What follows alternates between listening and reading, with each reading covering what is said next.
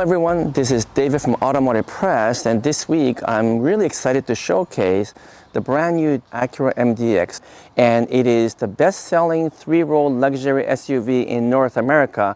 So why is this the benchmark among so many SUVs out there? That's what I'm going to talk about. In fact, I'm going to do my 7-point review in which I will talk 3 positive things about the MDX, 3 not so good things, and 1 unique aspect of this SUV. So it's a 7-point review by an automotive engineer. I believe most of you know that my background is in automotive engineering and testing and evaluation. I was born and raised in Japan, and I understand Japanese auto industry inside and out, and hopefully I can share with you some really interesting and cool stories about Acura MDX. There are many other automakers trying to compete in this very important and profitable 3-row luxury market, namely the Lexus RXL, and of course there's Infiniti and BMW and so many different models. I think that one of the key highlights of the MDX is that it is priced like a BMW X3 or Audi Q5 level in that range, but it really performs and functions like a much more expensive SUV. So you could arguably say that this is almost as good as a BMW X5 or X7 or Audi Q7, Q8 even. So much higher expensive SUV will compete with this in terms of the performance, the functionality, and the practicality and the luxury features, but it is priced much lower than some of those German manufacturers. So that's one of the key highlights of this SUV. It has 290 horsepower and 267 foot-pounds of torque for this year with renewed design for the shocks, and it's bigger, longer, wider, and a little bit higher as well. So it's roomier all around. In fact, it is quite a bit bigger than previous model, to the point where you could almost argue that this is 1 size bigger in terms of the category. So you are getting a huge amount of value, but how good is this MDX in terms of the way it drives, in terms of the fit and finish, the quality of the manufacturing, and the overall design? Is it truly the benchmark again for this year?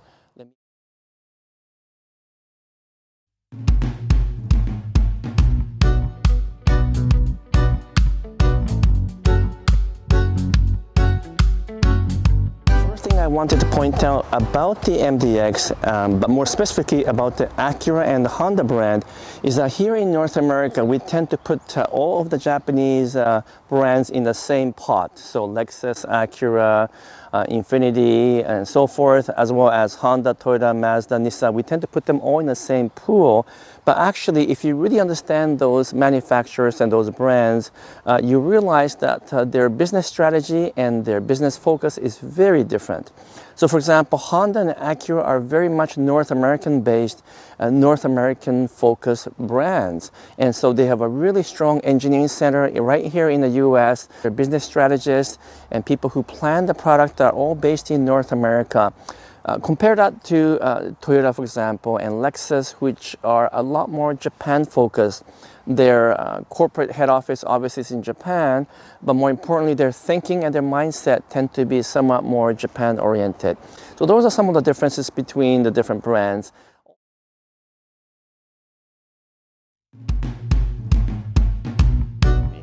So let me point out 3 positive things about this MDX. The first one is the fact that this thing is built like a tank. It is engineered and built in the US, but built to a Japanese standard, to the Honda and Acura standard. So if you look at the whole body here and the way that panels come together, as many of you guys know, I was an automotive engineer for many years, actually in charge of the body engineering design. So I can run my finger through here and tell right away if this thing is built well. And the way that the body is painted in terms of the clear coat, the gloss, everything looks fantastic, and really honestly about the same level of quality as something much more expensive. So you are buying a mid-level priced SUV, But the overall quality and the reliability is top notch because it's a Honda slash Acura. So the reliability record for MDX has been absolutely fantastic as well. So we know that this is going to be reliable and maintenance free or trouble free for many years to come. So my very first thing that I really like about the MDX, which has always been the case with MDX, is that it is truly reliable and built like a tank. The second thing I really like about the MDX is the fact that it comes loaded with the latest technology feature, and even in the lower base trim, many of the features come standard, which isn't the case with some of these competitors. Of course, you get the collision mitigation, radar-based autonomous braking, along with many safety features, airbags and anti-lock brakes. That's all obviously standard. But you also get like Apple CarPlay and Android Auto standard, and every trim level gets a large infotainment system. I think what Acura does that's a bit different from other manufacturers, including Lexus, is that they don't try to give you a really cheap version as a base model, and then as soon as you begin to move up to the higher level, they keep charging you more and more. With the Acura, even the base model comes well equipped with many features, and then you do get incremental more features as you go to a higher trim level. But generally speaking, it comes fully equipped. So the second thing I like about the MDX is that it comes fully equipped in all of the trim levels, and it does come with absolutely the latest technology features. The third really positive thing about this MDX is the fact that it has one of the most balanced feel of any luxury SUVs in the world. I'm talking about the way the engineer designed the steering feel, the braking, the suspension, the ride, and the refinement. Everything comes together in a package that is really hard to beat at this price. In fact, if you were to compare back to back directly with this MDX with something much more expensive, as I mentioned earlier, whether it's a Range Rover or a BMW X7 or Audi Q7, this MDX will not take a back seat to those SUVs. It's that good. It's super smooth, really well refined, and over rough roads or smooth road or highway or city road, it gives you that kind of opulent luxury feel that is hard to get in this price range.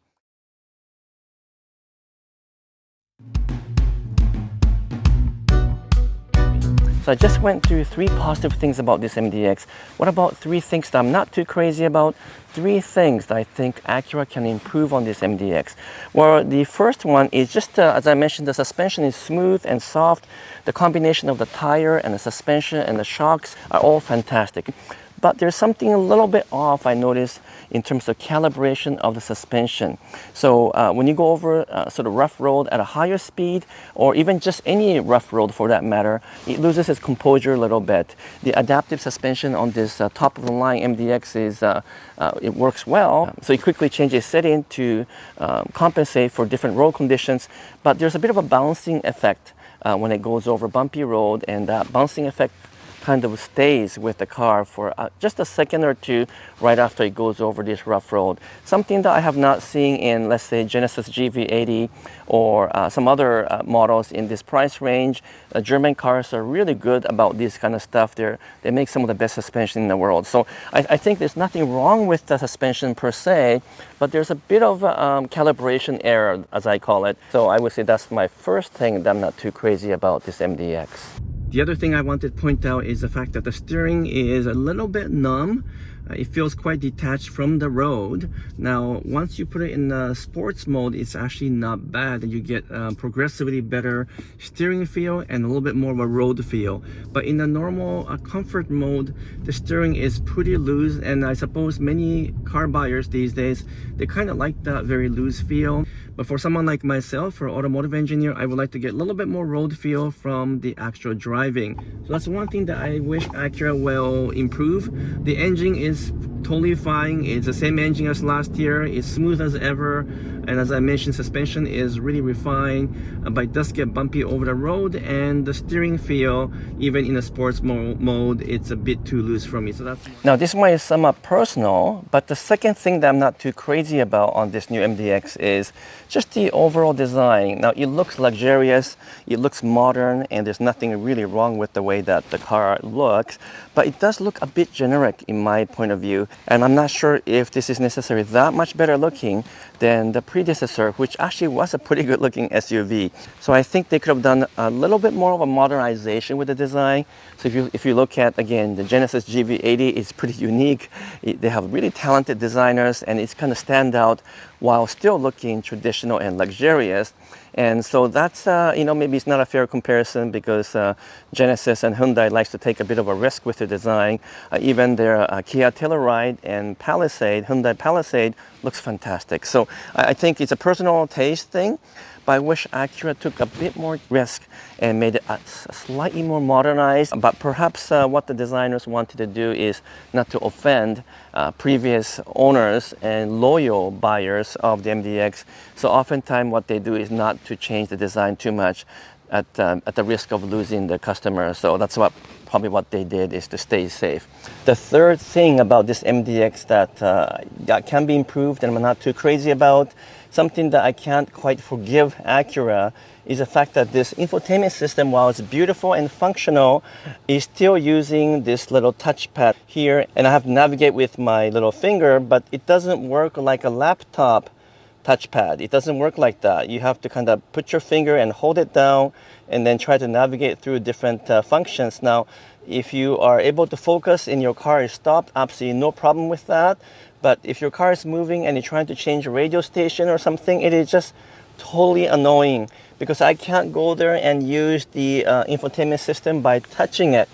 All they have to do is bring this panel just a few inches forward and then give us a dual functionality like many manufacturers do, which is I'm able to touch it and I'm able to do it here as well. And that way it's the best of both worlds. It's not necessarily the easiest infotainment system to use as well.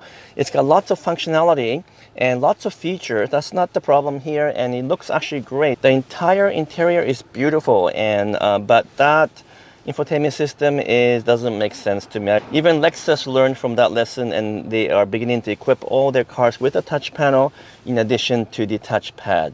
Also, on a side note, they use lots of piano black glossy plastic here, and they look fantastic because they are layered with the wood panel. But this is not going to stay scratch-free for very long. It's going to get really scratched up and very quickly. So I don't know why they made this big band of plastic, and in keeping the wood section small, they should have made the wood panel bigger and the piano black a bit smaller. So it looks great when it's new. It won't stay that way for very long. So that's my third complaint. It's about the infotainment system in terms of the touch, and some of these plasticky things look a little bit cheap to me, and I wish that they would have changed that. So I just pointed out 3 positive things, 3 negative things about this MDX, and as an automotive engineer, I wanted to highlight those things because I have a slightly different perspective from an average automotive reviewer. Which brings me to the last point, which is one unique aspect of this MDX. And I guess I let the cat out of the bag earlier because I talked about it previously already, and that is that this MDX is built, engineered, and designed for North American market, and it's not really sold anywhere else. Unlike other car manufacturers which sell their models in a variety of different parts of the world, including their own home turf. So they have to compromise all the time, right? If it's a German manufacturer, they've got to design it so that it works well in the Autobahn. If it's a Japanese manufacturer, they have to make it smaller so that it fits into the parking lot. And so forth, so forth. There's always a compromise. But this one, because it's engineered and built for North American market, it is truly built for our need and our desire here in Canada and the US. So the size is big. They don't have to worry about tight parking spaces. It is cushy and smooth and refined, and they don't have to worry about kind of super high speed drivability. They have to worry more about the lower speed and city driving. So this MDX doesn't have to be compromised for other markets. It just have to worry about the taste and desire of the North American buyers. And that is probably the most unique part of this.